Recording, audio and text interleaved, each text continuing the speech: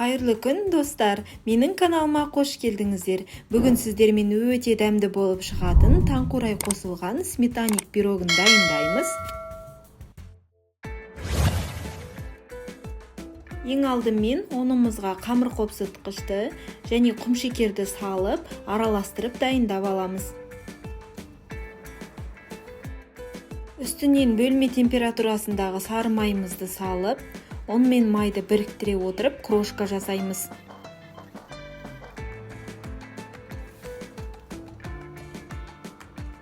Крошкамызды жасап алғаннан кейін үстінен жұмыртқамызды салып қамыр илейміз. Яғни бізді үгітілмелі қамыр болып шығуы қажет.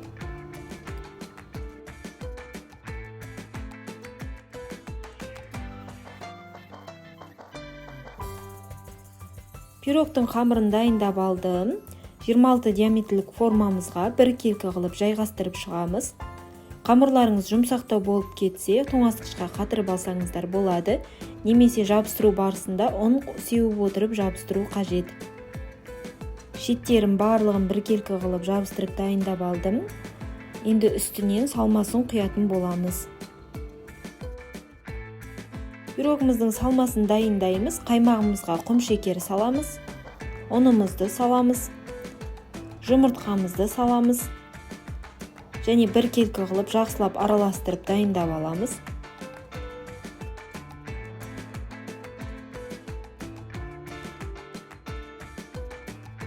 Достар, осындай үй жағдайында өте тез дайындалатын дәмді рецепттерді жіберіп алмас үшін менің каналыма тіркеліп қойыңыздар.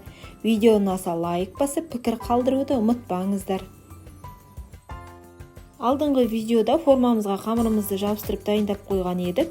Енді үстінен салмасын құямыз.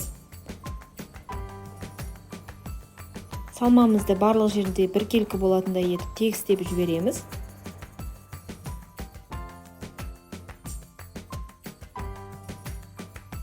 Салмамыздың үстінен таңқурайымызды орналастырамыз.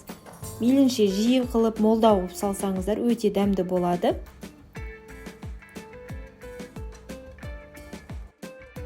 Пешімізді алдын ала қыздырып қоямыз. 180 градуста 30-40 минуттай пісіріп аламыз. Пирогымыз пісіп дайын болғаннан кейін міндетті түрде суытып аламыз. 1-2 сағат тоңазытқышқа қойып, бірақ кесетін боламыз. Мінекей пирогымыз дайын болды. Қып-қызыл өте дәмді болып шығады. Сіздерге де жасап көруге кеңес беремін. Видео ұнаса лүпіл басып, пікір қалдырып, маған тіркеліп кетіңіз.